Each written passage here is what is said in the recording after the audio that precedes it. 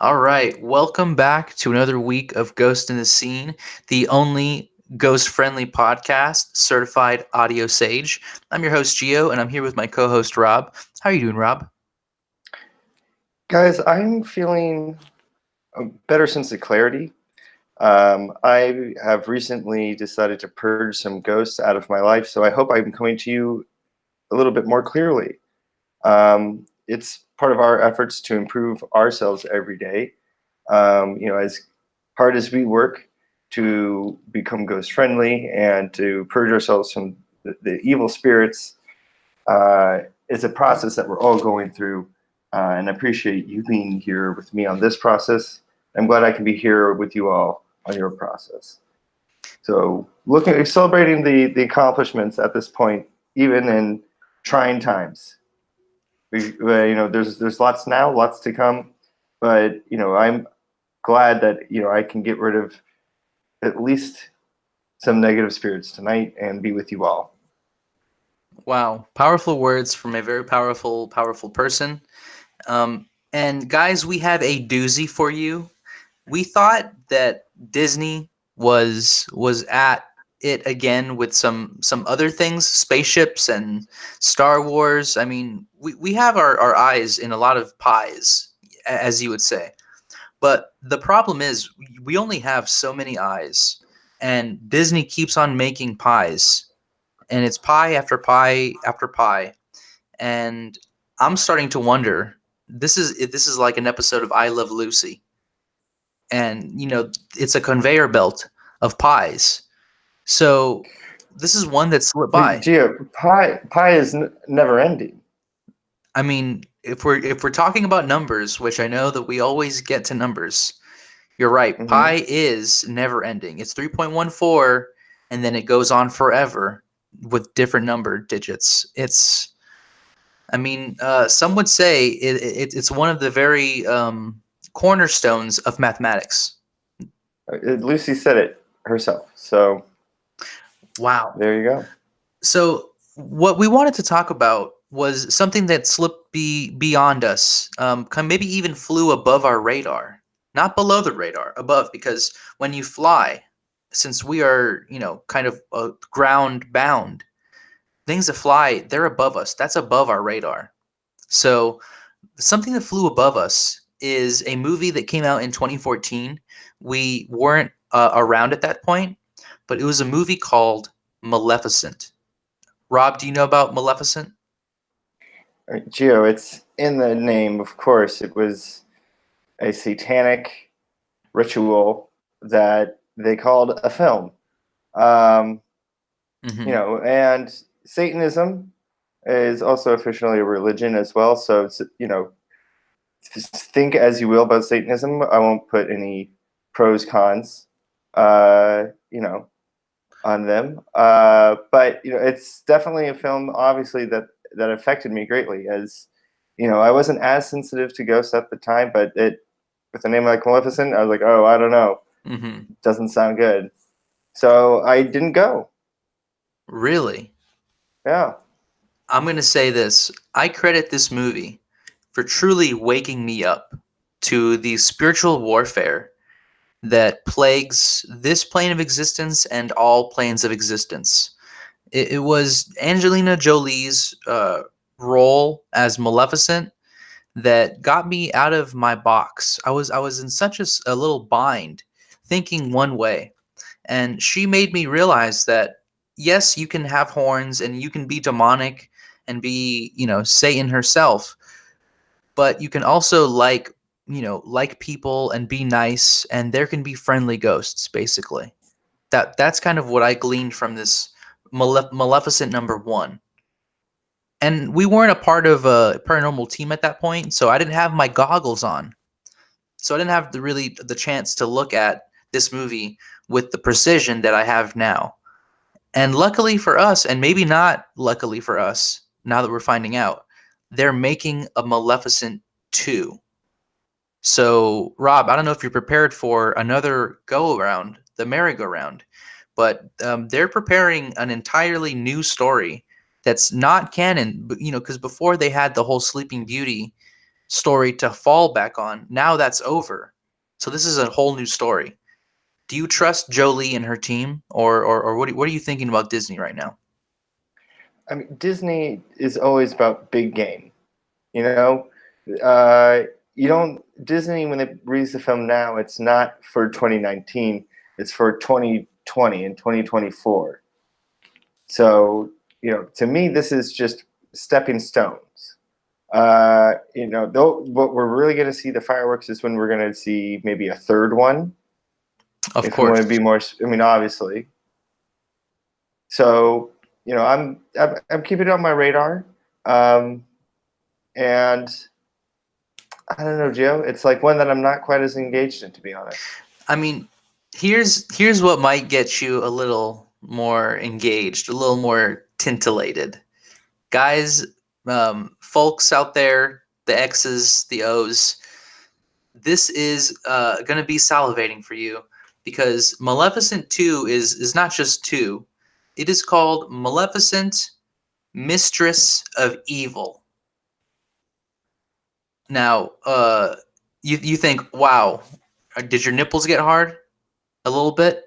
Because she goes full butt, first of all, in this movie, and apparently she doggy styles evil, and she fucks evil apparently, and doggy styles evil. So that's in the title. They're giving that to you.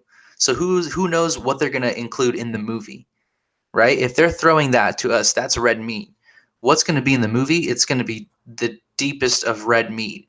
So, we might go full butt for like a whole minute in this movie. Because, Wanted, I think the longest butt shot ever in cinema, it was about 7 seconds. They might break the record here and go full minute, full Jolie Moon. And that one's for the kids. I mean, the kids, they beg for it. Maleficent #1, they only kind of hinted and did some horn work. If you saw the first movie, there's a lot of horn play, but they don't go butt. And I think they're saving it for the second one, when all the kids are asleep, when they're watching the marathon. So now we can think about Maleficent 3.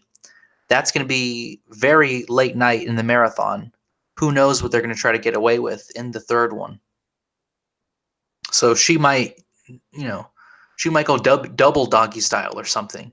I'm not sure what that means, but ghosts can do things that the human body just can't do. So Maleficent, it has a history, not just in 2014. It actually goes all the way back to 1959 with Sleeping Beauty. We talked about how it's kind of the source material for this. So I don't remember watching Sleeping Beauty, the cartoon, much. I think maybe once as a child. Are you an expert in this movie, in Sleeping Beauty, Rob? I mean, it also goes back to fairy tales, correct? Like those, Of course. the paranormal researchers, Brothers Grimm, one of the originals, and a tale that was spun from that. So, again, this is another franchise, if you will, that Disney has overtaken. The sort of Grimm's fairy tale universe. The original kind of absorption of a property, right? Disney kind of made their original honeypot, all of their investment in nest egg, from the paranormal investigators, from the Brothers Grimm. Exactly. With Sleeping Beauty and Cinderella, all of these stories had to do with fairy tales and magic and witches and all that kind of stuff. So it's interesting that they use the same actress, or she's a voice actor, really. And she uses her voice in two different ways. One as the evil witch and one as the demon Maleficent. So she's in Cinderella as the evil witch, And this is a lady that we wanted to kind of talk about. This is the original Maleficent. Her name is Eleanor Audley, and she was a voice actor, and she also did actually the I Love Lucy show. She did Green Acres.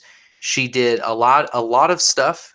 So we're talking deep Hollywood. She is buried in Hollywood as we speak, within walking distance. If I wanted to walk for about 3 hours, I could probably get to her play her plot. And it's an interesting period in time too, where paranormal activity is embraced in a strange way in this time period in the 1950s. Of you have all these witches that are you know that are from this time period that all come Bewitched, together. the Bewitched, documentary. right? So um, it's a their powers, kind of sow themselves into Hollywood as well. So these are spells. Everything that is something that is cast today, it affects the future as well, and the ripple effects are felt throughout. These are powerful players.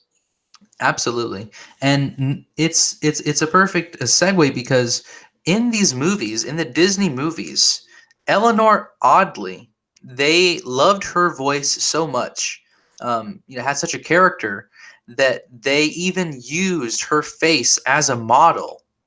So when you're looking at this, at the woman in the cartoon, you're really looking at Eleanor. It's like they capture her essence, her spirit, and they preserved it in a film. It's a lot like what they do with a ghost, a dead spirit. They did this with a live woman. And this is the 1950s. And like you said, they were way more fluid with ghosts at the time. And so this kind of thing played with children. Children like this kind of stuff. So, And it's something it's her imprint that she put on all of them.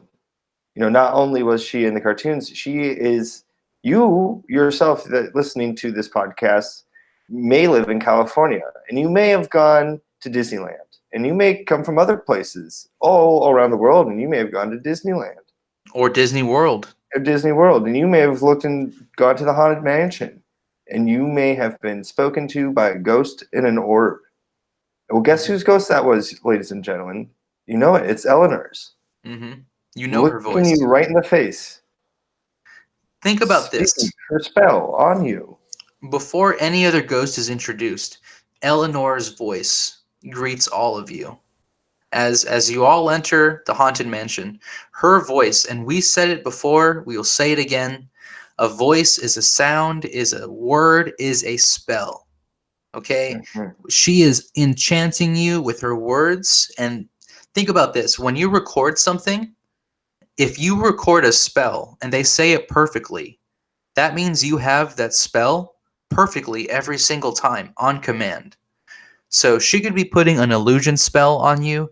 I'm not sure what kind of spell she put on me last time I went to the haunted mansion, but it was like I was glued to the chair. I couldn't stand up. So there's a lot of things that Eleanor is capable of because they put her spirit into the character. So it's like she's able to act beyond the grave. So even though she's in Hollywood right now, in a plot, her power exists as Maleficent and also as all the characters that she played throughout her whole life. And it's kind of scary for me, but it's also kind of empowering, Go Eleanor. Good for her. You go get it, sis. Like, that whole thing. And she's definitely in the scene and way more so and beyond. So major props to her, paranormal queen, really. And I wanted to talk about she has lots of names, and one of her names is Madame Leota. Now, Madame Leota is a mystic. This is a personality of hers. She, cursed with multiple personalities, as many people are. Many of the actresses and actors of the early years, not diagnosed. They were never diagnosed, but they had multiple personalities, and that's why they were so good at acting.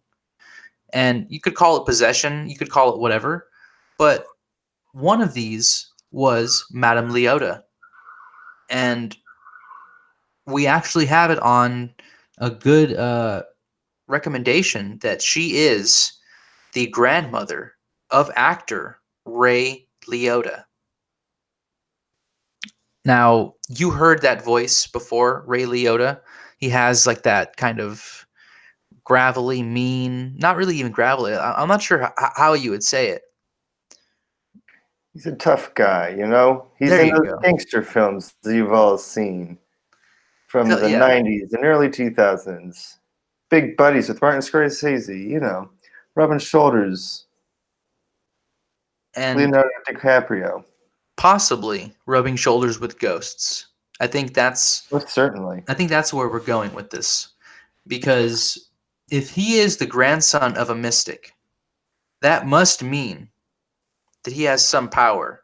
I'm not saying he's a mystic himself, but think about it. If your grandma or grandpa, if they had special powers, you're 1/4 of your grandma or grandpa. So what's to say that you are not somehow powerful? And he is famous. People do worship his name as a deity. So I would say there's a good chance that he is mystical, or psychic. I mean, that's what makes, I mean, traditionally, as you said, Gio, like acting and spell making were once considered one occupation. It Mm, was one thing. And then over time, that idea has been split up, put apart.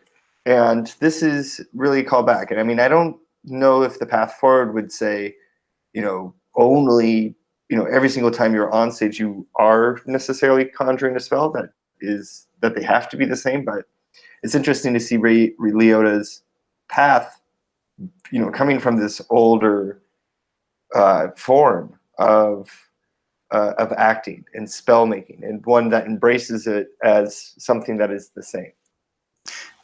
that's very true. He is a pioneer in that sense where he takes what is old and kind of transforms it into something palatable, for the kids. And that's what I think he is. He's really for the kids, perfect for Maleficent 3, I would say. And he has the time because right now he isn't doing much as far as major franchises. Like he's not in Avengers, he's not in Star Wars. Disney hasn't picked him up. Like Benicio del Toro, for instance, he was in the Star Wars movies and he was in the Avengers movies. So you could basically throw him to the wolves. He's already in line with Disney, pretty much with every step. And they haven't done that with Ray Liotta for some reason. And actually, they even haven't done it with Kiefer Sutherland, which is somebody that he starred in a movie with. This is something that we looked into. We're investigators. Rob, you look like you wanted to say something. I mean, just want to point out the obvious. The Sutherlands obviously being from another dynasty of paranormal actors from Hollywood, the Sutherlands. Absolutely. Donald Sutherland is a very, very well known actor and has been in 1 million TV shows and movies and all kinds of stuff. So, paranormal is an understatement. These guys are super paranormal. But Ray Liotta, let's get back to his grandmother and the fact that she was a psychic. She probably predicted her own death. And yet, when she died, it must have come as a surprise to Ray because it was in the year 1991. And 1990, he makes Goodfellas, which is, I think he might have even got nominated for an Oscar. It was a big movie. People loved it. He was a star. And then he takes an entire year off. 1991 doesn't make a single movie. It's as if the that power that around that film that made it such a huge success had so much energy around it that his grandmother's spirit passed with it. Goodfellas killed his grandma. I mean, It whacked her. Just like or she was did she probably give herself, or did she give herself for it, or maybe did she was I being a mean, wise guy. or was that just her time? You know, maybe that completed her spell. Her spell was to make Goodfellas or to get Ray Liotta into being and here's and I actually I Listen, think it's all connected. You're I right. We got to go back. maybe it's not Goodfellas. I think it might be the movie after Goodfellas. Because think about it this way. Goodfellas was already made when she was alive, right? Hmm. And then she probably got to see him make that movie and finish it. Well, think And of it this then way, Gio. Like you and I, we're fellows, right? We're like because we're men, mhm, fellow, right? Well, what would you call the feminine version of fellow? a feline, I think I'd call it a fella. a fella.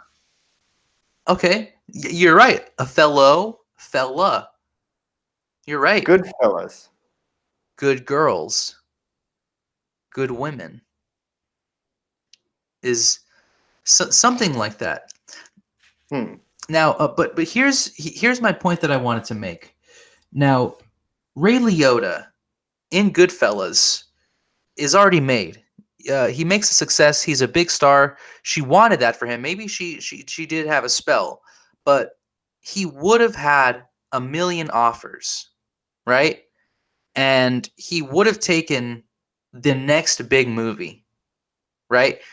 But another year passes and he chooses a movie out of left field.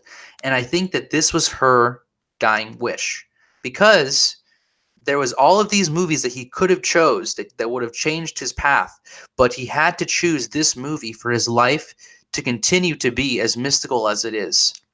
And it's the movie that he did after she died in 1992, Article 99. Have you do you know about this movie? I mean, only through our research. It was one that flew way under the radar. It lost a lot of money. It was expensive, so you could really see it as he's paying his dues because he used his grandmother's magic. Gave him so many gifts, but he also has to pay his dues to come back. Hmm. And think about it. Yeah, I mean, all of the expenses and all of the spiritual debt, as you could call it, that he had to use on Goodfellas and to recharge your battery, to get into a movie called Article 99, co-starring Kiefer Sutherland. Well, if you look at it this way, Gio, if it's a film that made back only half the money that it took for them the money that they spent, they only made Mhm. back half the money. They were playing mostly to empty theaters. This was a movie made for ghosts. Whoa. Like if they're not people in the seats. This is why it's important to go to the theaters, ladies and gentlemen. If you're not in the seats, guess what? Guess who's there? Hmm. It's a ghost. It's a ghost. Because what are they gonna do with eternity? They're watching movies. Yeah, they're eating popcorn. Yeah.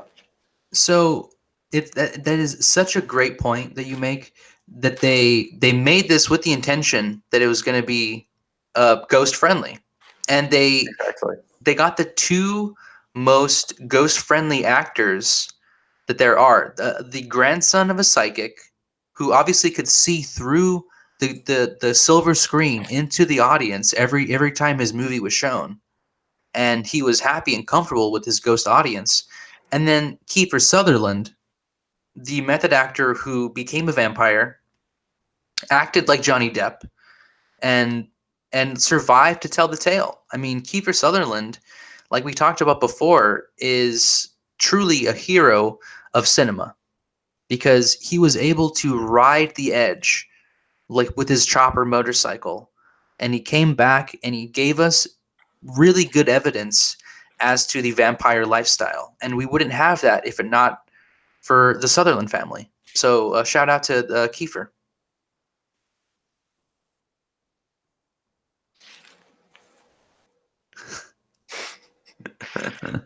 Anyway, let's take a quick break. What do you want to talk about? I don't know. Yeah, I'm not quite sure how to wrap it up. Let's see. Oh shit, we didn't talk about The Tourist. Fuck. Oh right, we lost our Angelina Jolie Yeah. thread. Well, we could come back with that after our commercial break or whatever it is we throw in the middle. Yeah, we're taking a break right now. So let's see. Article 99. Do you want to talk any more about Article 99? It's like nothing burger, right? Yeah, definitely. It looks, I mean, I don't know. Maybe we should watch it. At another time, we can follow up, perhaps. But I have nothing more to say on it tonight. Yeah, same. Okay. So we could just do like a quick depth step. We could open up the segment with the depth step intro, maybe. Okay, cool. Just throw that. Yeah, totally. That dub on them immediately after break. Totally. Okay. Guess what? All right, so we're gonna come back with the depth step. Mm-hmm. Okay, you ready? Mm-hmm. All right, 5, 4, 3, 2, 1. You idiots thought that we forgot. You fools. You all thought it was gonna slip by us like Maleficent. Not this time. Not this time. We're back with the award-winning. This is not an exclusive. We don't charge for this segment, and we could, but this is the award-winning Depth Step, and we are here to talk about and discuss the ups, the downs, the rights, the wrongs, the ins and outs of Johnny Depp. Rob, Johnny Depp has done a lot of movies, and he has actually done a movie with Angelina Jolie, the Maleficent herself, the Mistress of Evil. She's learned a thing or two from Depp. And so we're going to look at a movie that she did in 2010, which is 2010, right? 2010s. Now, I'm not sure how many zeros that is. That's definitely a million. That's 6 zeros at least. Who knows how many millions? Did you say 6? Yeah, a million is 6 zeros. Oh my goodness. So that's like a infinite 666. We don't have the math calculators to do this as quickly. We're in depth step time. So let's jump into this, guys. The Tourist. This is a movie, and it's kind of a spy drama romance. They meet on a train, and they're in France. Surprise, surprise. Yeah, I mean, this is basically where Johnny Depp only likes to film. He only films on trains in France. It's close to his lair. I mean, it was this movie and the movie that came out a year ago that it's following a pattern. It's The Murder on the Orient Express. It's Johnny Depp in trains. He likes some kind of train transportation. Maybe, oh my gosh, this is crazy. Transylvania. I'm not sure if all tracks lead to Transylvania, but it's possible. So I know if not, he will definitely bend them so they will go there. Or he could easily pop out of a window and fly like a bat anywhere. Because as we're about to discuss, this man can do anything he wants. Yes. So this is we went on imdb.com. We're going to give sources where we can. And this is a segment that they have in certain movies. Investigators, people that are truly in the scene like we are, they have gone and meticulously picked through movies and found, they call them goofs. I'm not sure if that's a French word that I'm not aware of, It's not paranormal jargon that's English that I know of, but these goofs are paranormal evidence. They might be disguised as I'm not sure what, but it is 100% verified paranormal evidence, and we're going to give you some of them. But quick, Rob, do you know what a goofs? What does that mean? Well, like the gouffle is like to inflate, like you're inflating a ghost. Oh my gosh, this is just like when you blow a balloon, Right. and like the spirit of the balloon is a ghost for a moment before it pops. Right. It sounds weird from the French translation because it's more descriptive in that way. And of course, this comes France is something that is synonymous with Johnny Depp. So we're not straying very far from the Depp. So let's get to the tourist and the goofs, or the gooflays, as you say. So Johnny Depp's character in this movie is Frank. He acts like Frank very hard. So when Frank jumps from his balcony into the fruit market, you can see him going down with his feet in front, landing on his heels. He would then come to rest on his behind, and for people, that's his butt. So he goes full moon in this movie as well. But instead, in the cut, he jumps forward and pushes policemen into a water canal. So my question is, which one is it? Which one did he do? Because it seems like this description has it saying he did both. And that's no goof. That's exactly what happened. Like Wow. that's not a mistake. Wow. Okay. Because you have to think of like the word goof. It kind of sounds like boo. Like you can also in French you'd have a soft G, so it'd be more like joof. Oh, boo. I heard boo when you And you said can that. exactly. It's all within the same word Of structure course. uh, of ancient language as well, like not just Latin, but from Gaelic, Mhm. Interesting. like old spells that are still evidence in our own language. And we can have an entire discussion about finding these words and either promoting them or maybe canceling them, because there are some words that we could definitely get rid of. Let's do one more. So another goof, another boo, as they say. Um, so Frank, once again, is going to explode a safe, right, with some hand explosives. So for some reason, these explosives, they blow up the entire safe, but everything else in the room is perfectly safe, which is kind of funny. It's like a reverse safe. It's a reverse safe, and this is something Wow. they capture on screen. Now, I'm not sure what kind of magic that Johnny Depp did to this bomb that made it blow up that way, but in order to do that, you would need some serious magic. And this is why we're tying this to Jolie, right? His full moon in 2010, her full moon, right now, his magic use, her magic use. I mean, I'm not saying that she learned everything from Depp, but Johnny Depp is a master and he teaches people in a subliminal way. And I'd like to think that he's taught us subliminal things too. Positive things like, hopefully be aware of your surroundings and always, look over your shoulder for Johnny because he could always be there. Because, the depth step, it might end, the segment might end, but I don't ever want you to forget that Johnny Depp could be around the corner at any moment. And that's for Rob, that's for me, that's for everybody. So I think that's the end of depth step. Do you have anything else you want to say about the tourist? It is something I don't know. Yeah, that's it. That's watch out for Johnny, everybody. That's all I can really say anymore on the matter. I think we got to look for some more goofs. I think Hmm.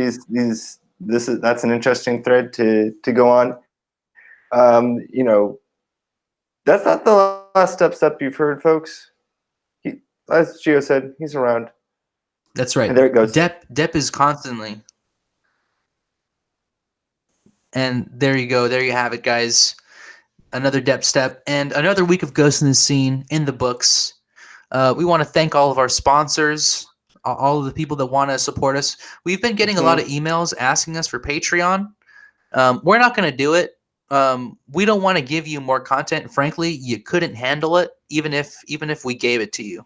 It's too powerful. Your ear. Patreon is you're getting the unfiltered stuff, and frankly, you can't handle it. You just can't unless we develop our own earphones. And we're talking to some guys in Sweden about that. But until we get that deal solidified, we're not going to give you unfiltered content because it's unfair to the masses to release what we have in an undistilled format. So stop asking. We'll do it when we do it. I don't want to sound mean, but we'll do it when we do it.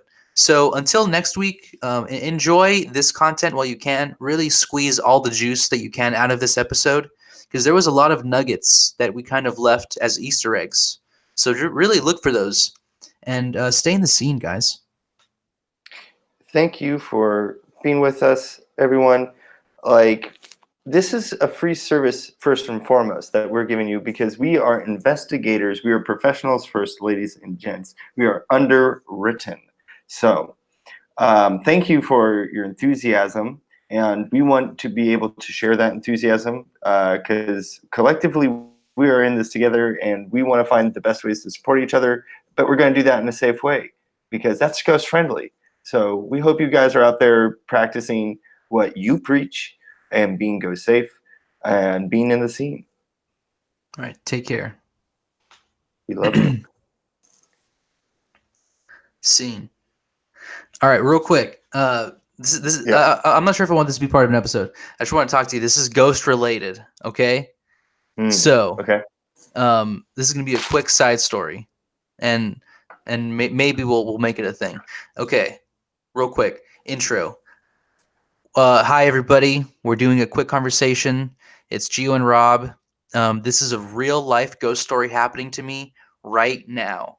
And I wanted to talk about this with Rob because he is a paranormal investigator. He's objective. And this is all happening to me as we speak. So, live evidence, guys. Gio, okay. First I wanted to check with you. Are you in a safe space? Do you feel safe? So that's my first my first problem is it's happening at my house. The haunting is in my house. It's in my room, in my bathroom. I'm not sure if I'm in a safe place. I don't know. I think maybe. I hope so. Maybe. And let's talk about this. So for a week, prior context, I've had a death in the family. Don't want to get into too many details, but let's just say that there was a death in the family. So since that death, I'm not sure what has come to visit me. I don't think it is the member of the family. And here is actually my thesis. And since you're an objective, I want you to give me your opinion. I think the person who has passed was a very religious person, and they used to pray for the family as a, kind of spiritual leader, I would say. Now, since they passed, that leadership, of course, is vacant, right? Whoever they were praying for, me, maybe, possibly, since they knew I was a spiritual investigator, paranormal investigator. Now that prayer is gone, I might have demons who were already at my door that were being battered away that have now entered into my house. Now, evidence, right? You're going to need evidence. So here's my evidence.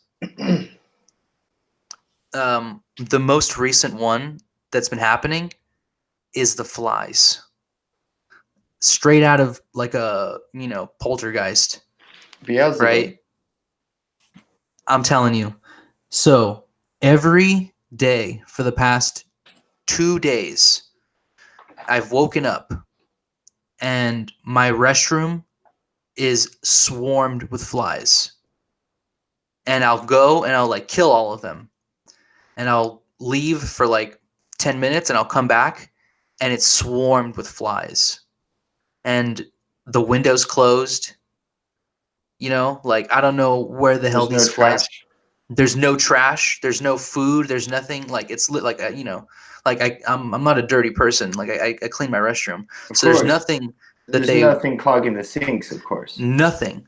And another thing, they were in my room, in my window, next to my bed.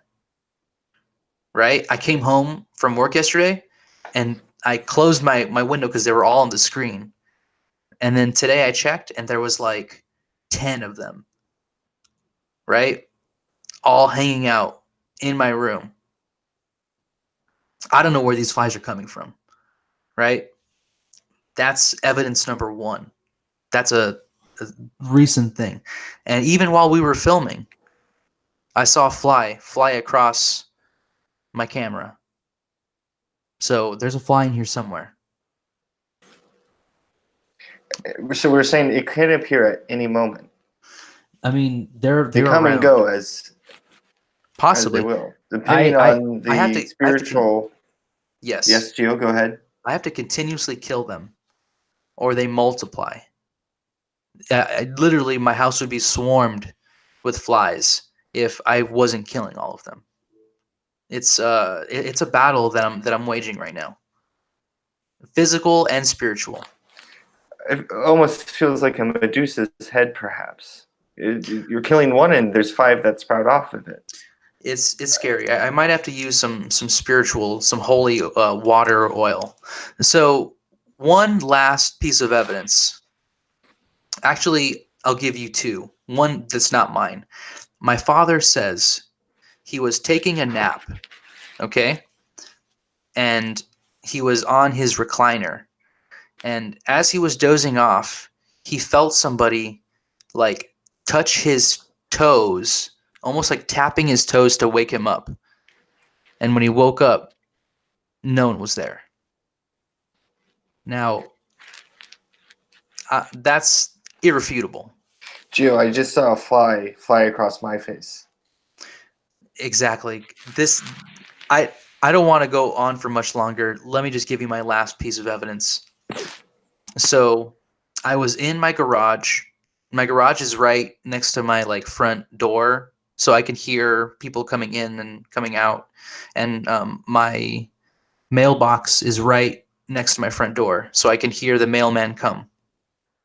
So I'm in my garage. I can't see anything from the outside. I can only hear. And I'm with my dog, Nico, the paranormal investigator. He's the paranormal dog, the expert. And he hears something and I hear something, and it sounds like the mailman coming to give us mail, or the mail person, right? I'm not sure. I can't see anything.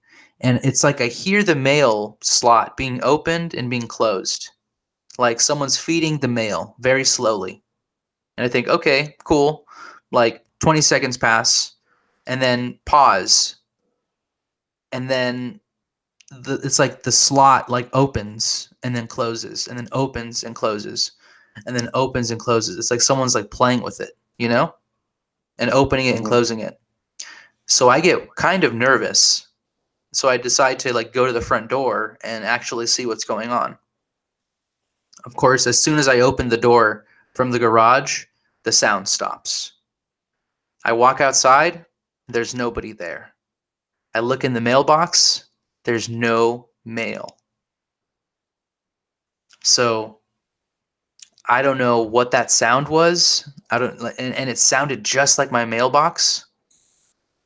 So who knows?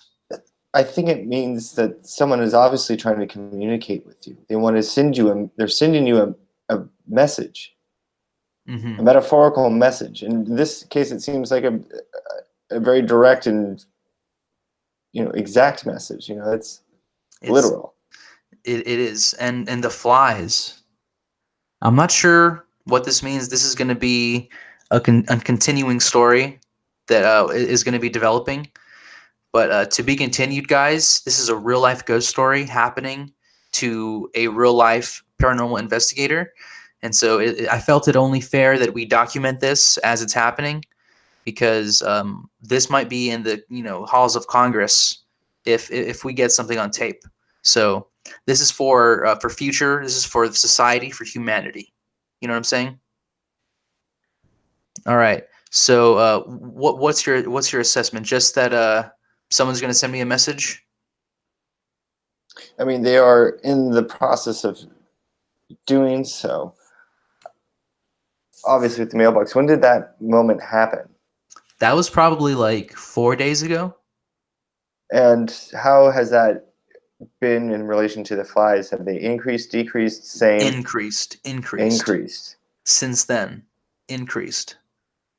And Yeah. your father's toe being tapped, where was that? That was like yesterday. Oh my goodness. So it's ramping up. Maybe it's someone trying to speak to your father. Possibly. If they would I have mean, you said left. this is a familial, right? And there, Yes. if this person, if it sounds like there's a certain loss of, you know, standing tradition, like True. who's next in the lineage to carry on the. Interesting. I mean, this might be a test to see if I am worthy enough to be the paranormal lead of the family. So I'm not sure. We'll have to wait and see if I get further instructions. But for now, I'm gonna wage this war with these flies. You know, Try to burn and some sage, perhaps. Just yeah, calm the spirits. It's not about necessarily getting rid of the spirits, but just meeting them on equal terms. you know, you know what I'm gonna do? I'm gonna play Ghost in the Scene because that is certified audio sage. Yes, indeed. So that's what I'm going to do. I hope everyone else does the same. Hope you guys stay in the scene, stay safe, and if you have any ghost stories that you want to tell us, um, you know, It's powerful stuff. Get it recorded, get it on tape, play it in the spot that you feel like is having some spiritual harm, and replay that in a safe space, and hopefully help cure that space. exactly. And So we're not guaranteeing anything at this point, other exactly. than this is the beginning of our investigations, of course. But to investigate, we need samples. So we hope you are curious with us enough to create those safe spaces together. Yep. All right. So And take we're going to care. bring that to you as well. So we're going to hold each other accountable. It's going to be a ride. I hope you're all very ready to be on, because I am as well. I got my strap on, and I'm ready to ride. So take care, guys, and we'll see you next week. Bye bye. Stay in the scene, y'all.